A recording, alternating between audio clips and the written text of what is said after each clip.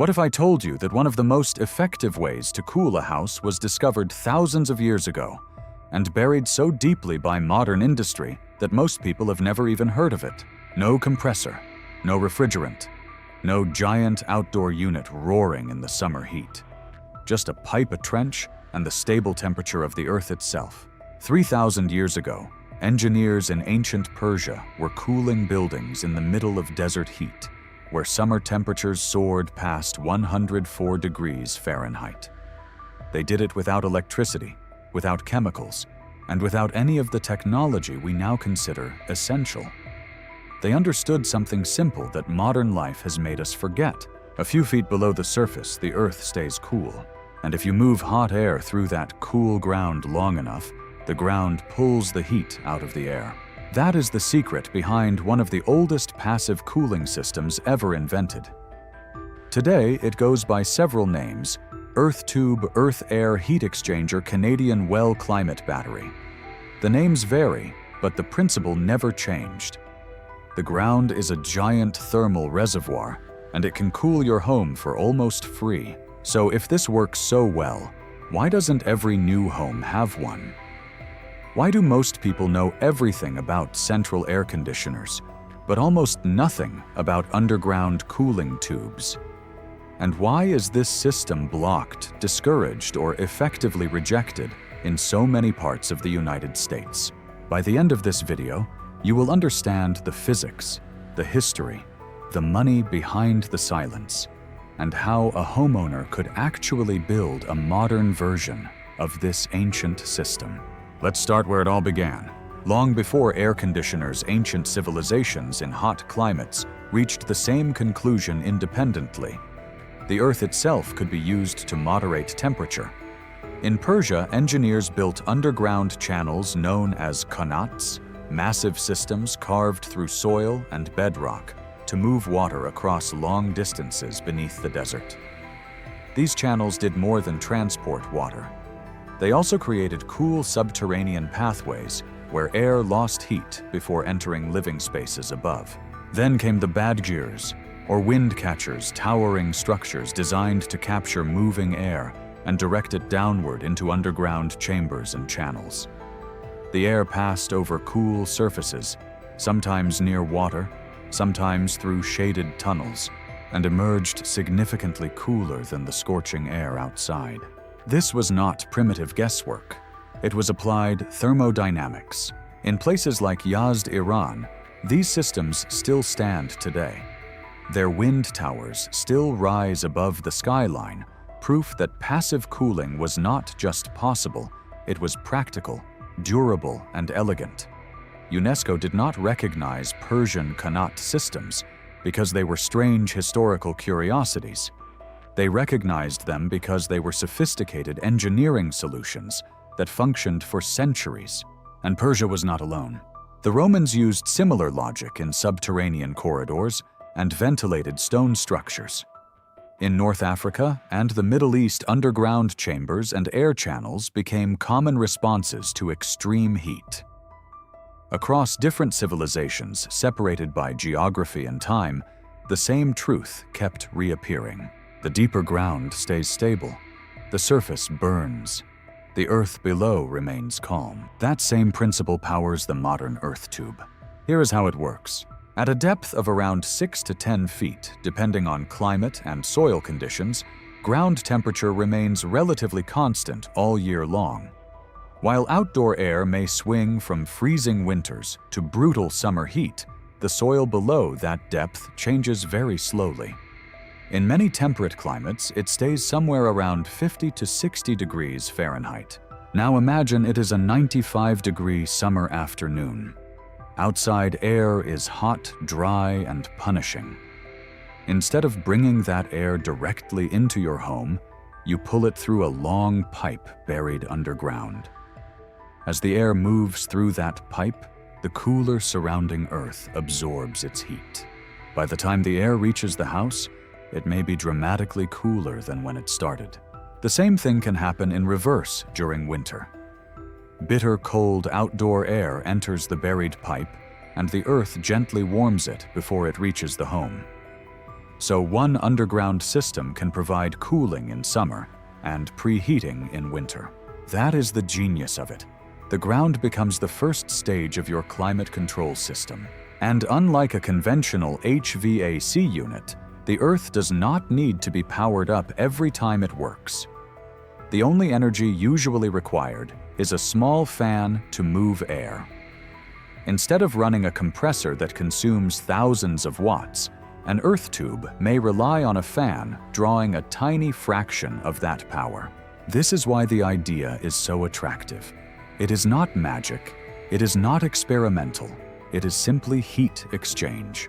Air moves, heat flows, the earth absorbs. And in the right design, the performance can be impressive. Modern buildings around the world have used earth-air heat exchangers to reduce heating and cooling loads, sometimes by major percentages.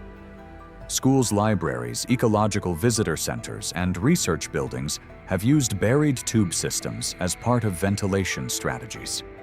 In the best cases, these systems reduce dependence on mechanical air conditioning, lower energy use, and improve the performance of the rest of the building's HVAC system. So at this point, a reasonable person asks the obvious question: if this is real, effective, and ancient, why is it not everywhere? The first answer is economic. Modern HVAC is not just a technology, it is an industry, a massive one. Equipment manufacturers, installers, repair companies, refrigerant suppliers, filter subscription businesses, maintenance contracts, replacement parts, duct cleaning services, an entire economy has grown around active climate control. Traditional air conditioning creates recurring revenue. Compressors fail. Motors wear out. Capacitors burn out. Refrigerant leaks. Units get replaced. Service calls return every season. An earth tube does not fit that model very well. Once buried correctly, the pipe itself can last decades.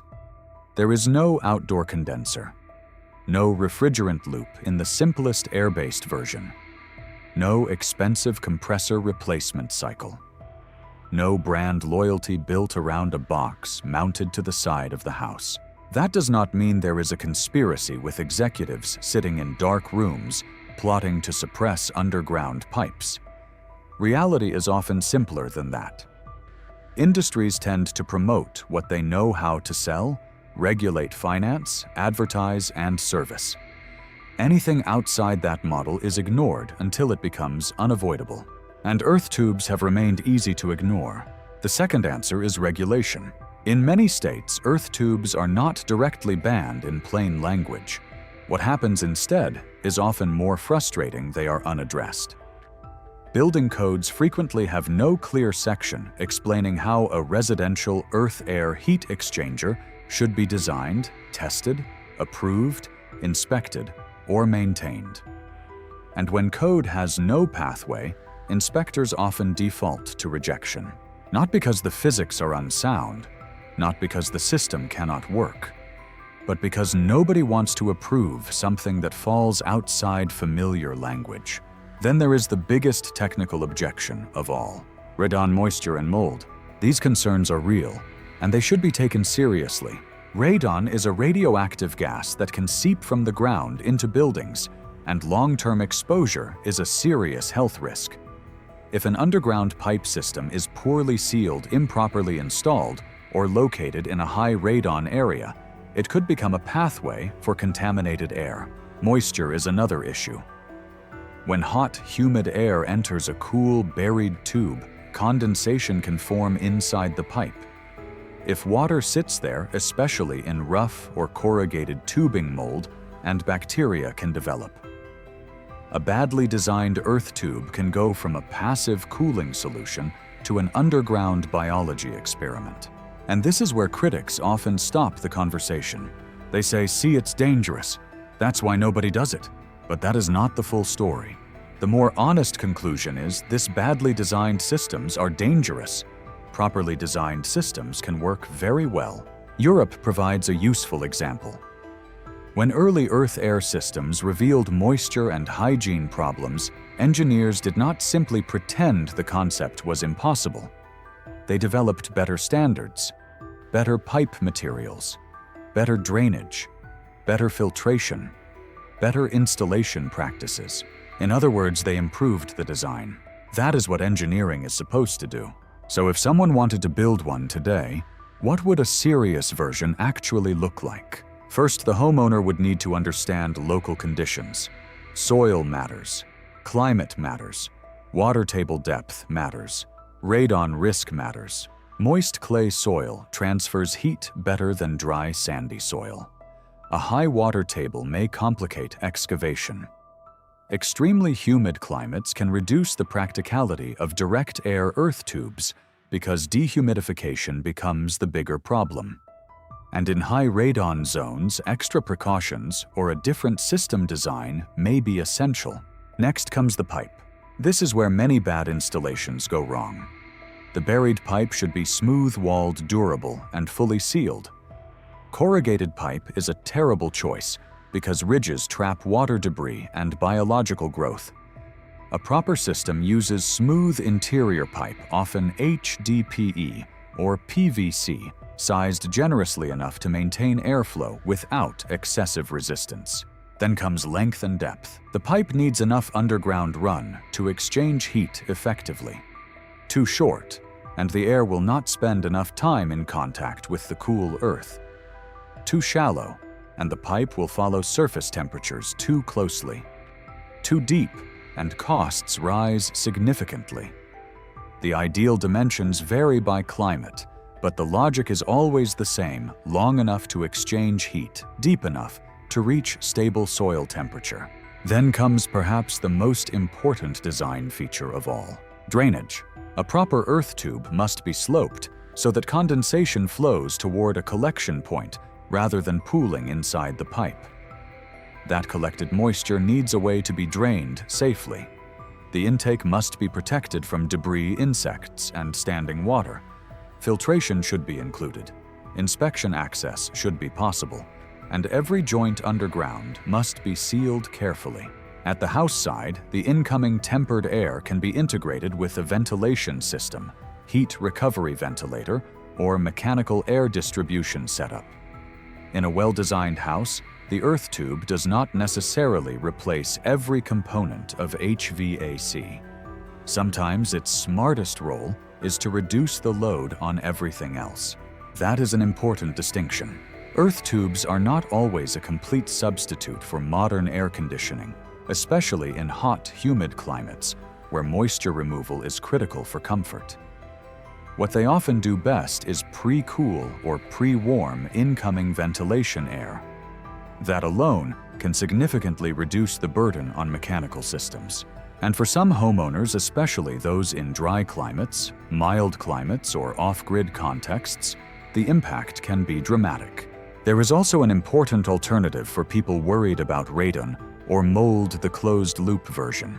Instead of moving air directly through buried pipes, a closed-loop system circulates liquid, typically water, mixed with glycol, through an underground loop. That liquid then passes through a heat exchanger inside the house, where it tempers incoming air.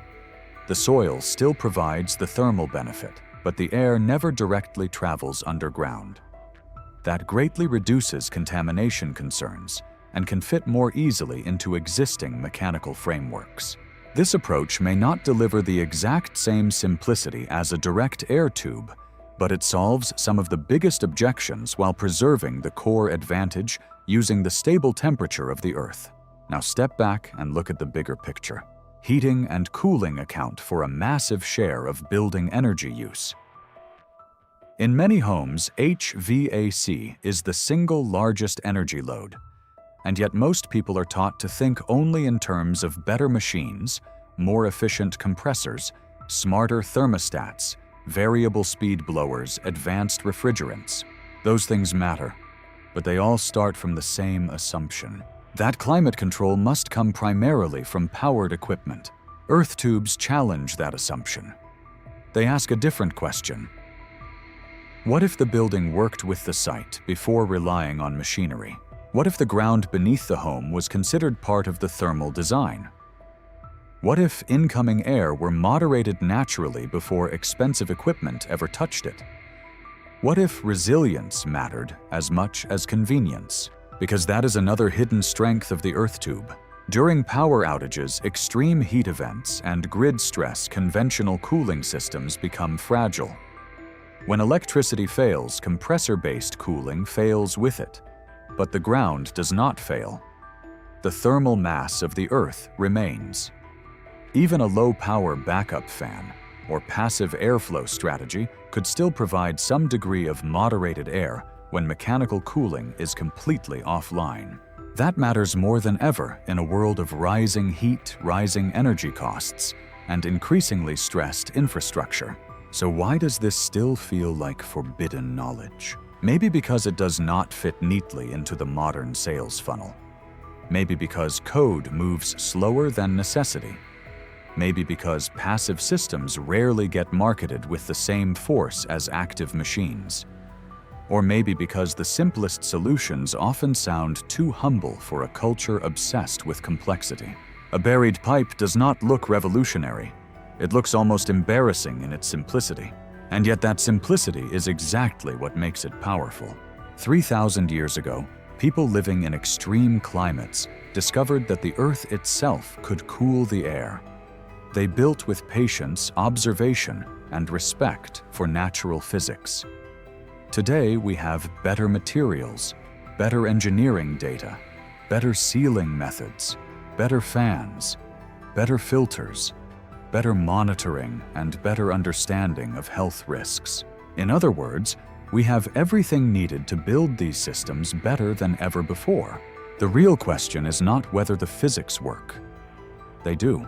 The real question is whether modern building culture is willing to embrace a solution that generates less recurring profit demands, more design thinking, and forces us to remember that not every problem requires a louder machine. Because buried a few feet below your home is a temperature that barely cares what the weather is doing above. That cool, stable ground is still there. It was there for the Persians.